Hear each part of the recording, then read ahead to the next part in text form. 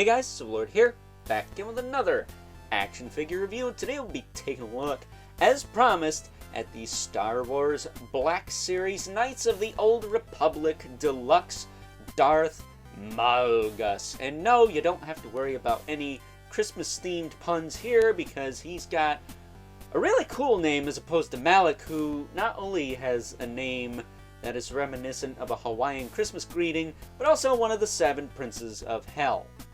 Actually, not one of the 7 Princes of Hell, but a demon warlord from Hell, if you do your research, that is.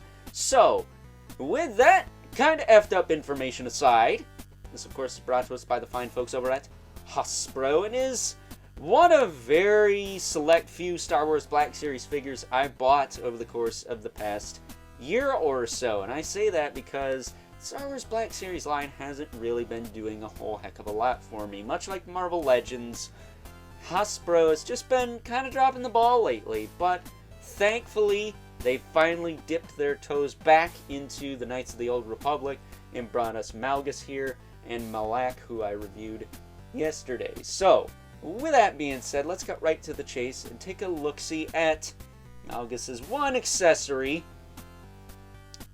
This big old honkin' lightsaber. Holy shiitake mushrooms, Batman, that thing is huge. Not as huge as my Willy, but if we compare it to Darth Malik's here, you could see that it is literally his on steroids. The hilt is very similar. The blade, of course being red, is longer and thicker. That's what she said.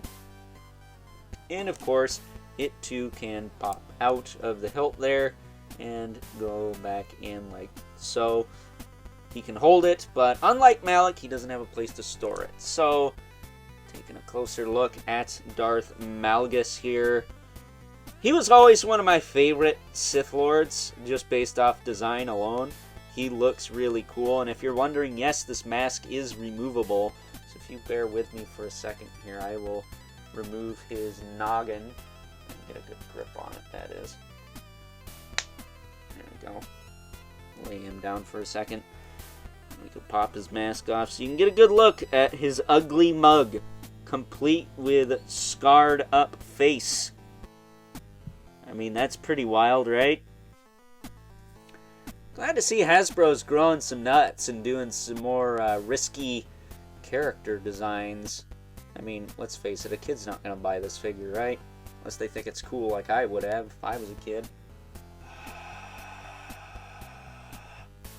Those of you wondering, I'm breathing on his socket so I can pop it back into the neck here, which can be easier said than done sometimes. Not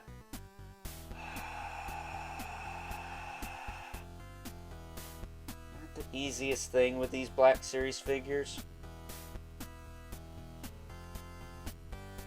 Swapping bits and all. That, and he does have his soft goods in the way here. There we go.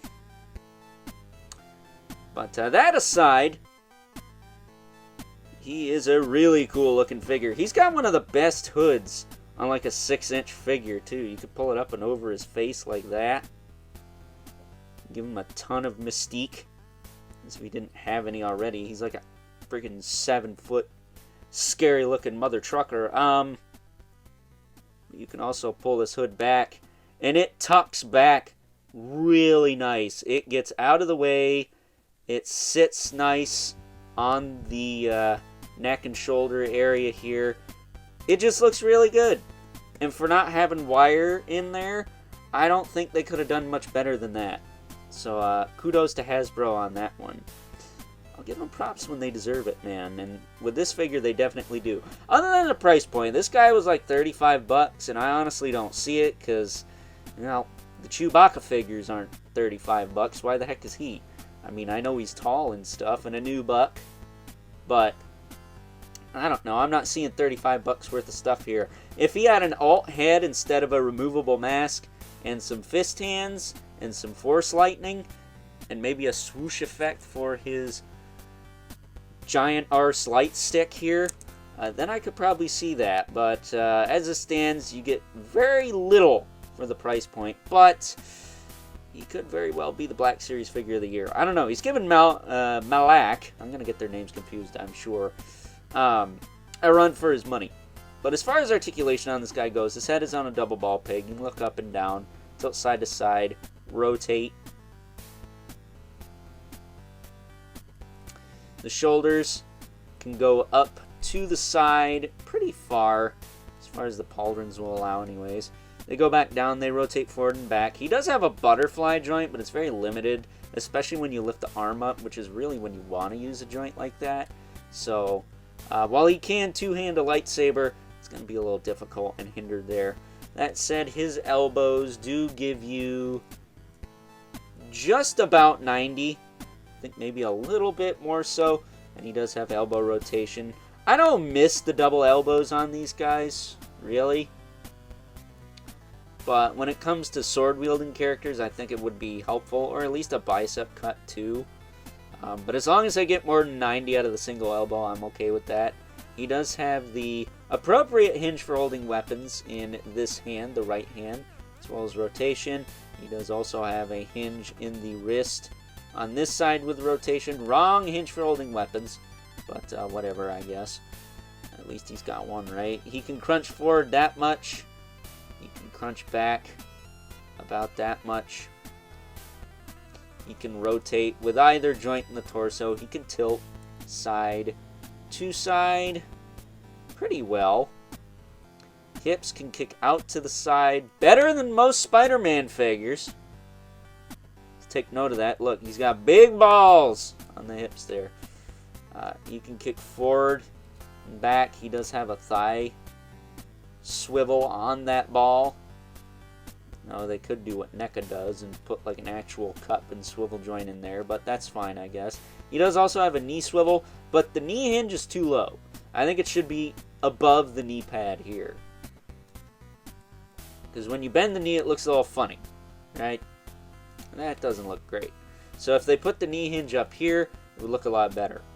That said, he does have a hinge in the foot with a rocker joint and peg holes at the bottom of the feet if you so choose to put him on a stand.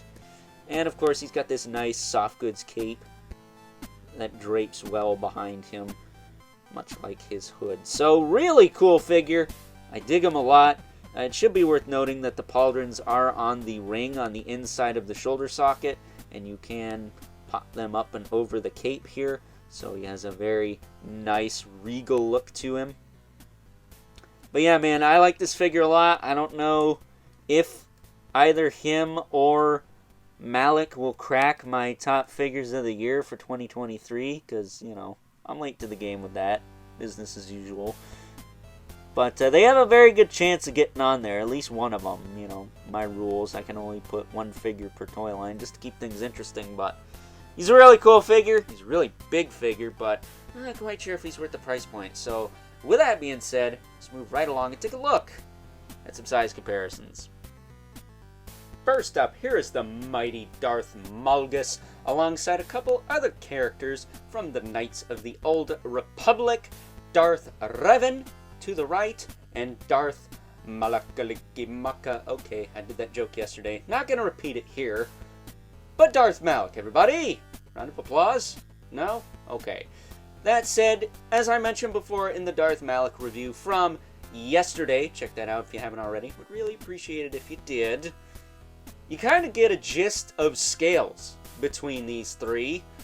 Darth Revan is a little teeny tiny, Darth Malak is somewhere in the middle, and Darth Malgus is, well, a hunk of chunk of burning plastic. I mean, he is really freaking tall for a Star Wars Black Series figure, so I kind of understand the deluxe price point. But with that being said, let's get Darth Revan and Malak out of here before they start hacking each other's limbs off, because I don't want things to get ugly here. That said, this of course would not be one of my reviews. Now bringing in the Mythic Legion's Brother Mandibulus right there, and the infamous 11 Spawn, who is about neck and neck with Darth Malgus, I would say. Maybe a little bit taller, but it wouldn't be the 11 Spawn if he wasn't towering over everyone, right? So, with that being said, it's time now that we wrap things up. Some final thoughts. Overall, in between the two, good old Darth Malgus here and Darth Malak, who we took a look at yesterday, I think Darth Malgus is my favorite, despite the fact that I don't think he's quite worth that deluxe figure price point. I mean, $35 is a hard pill to swallow, but I swallowed it anyways, willingly, because, again, Knights of the Old Republic has a ton of cool characters in it. If this means they're going to make more of them, then so be it. That said, I think they could definitely make the deluxe figures feel more deluxe. They have the size down, but I still don't think it's quite there. I think it's close, but no cigar. Sorry, not sorry. That said, a brief side note before I sign off here. Darth Malgus is actually the inspiration, from a design standpoint that is, for one of my characters known as Slade, not to be confused with Slade from DC Comics and or the Teen Titans cartoon from the early 2000s.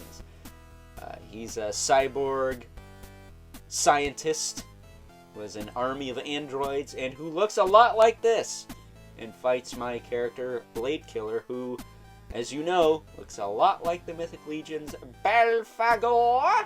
So, stay tuned, because maybe I'll have more videos going up for good old Blade Killer related stuff, because I've gotten some comments about my original series, and I wouldn't mind putting a little bit out there into the ether for you guys to enjoy. So, maybe something to look forward to, right? So, with that being said, hope you guys enjoyed this review. Until next time, I'll catch you guys later.